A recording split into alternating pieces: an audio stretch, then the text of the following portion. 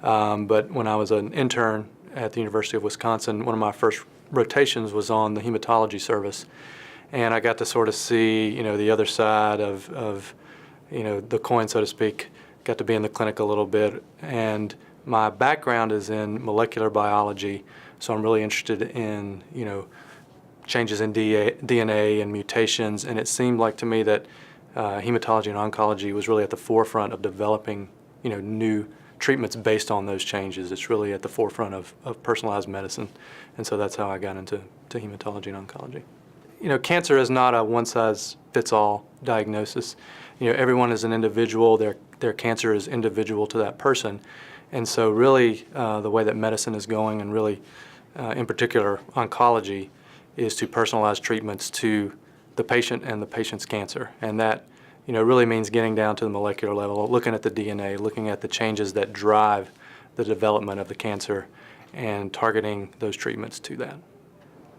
Our biggest positive is that we care about the patient first.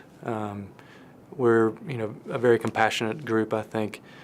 We know that a cancer diagnosis is a life-changing thing, and our focus is to be on the patient, but the whole patient. We try to make people as comfortable as they can. Our whole staff is focused on the patient and treating them as a whole, not just treating them as a cancer diagnosis. The other thing I think that's a little bit unique to us is that we're very collaborative. We discuss all the patients frequently with our other colleagues, and so oftentimes it's not like you're just being treated by one physician. There's input from all the physicians. As a doctor, it's easy to get lost in the medicine because you go to medical school and that's what they teach you. There's just so much to learn that the focus is on the medical issues, and so it's easy to get lost in that and lose sight of the patient and the patient's family and what they're going through.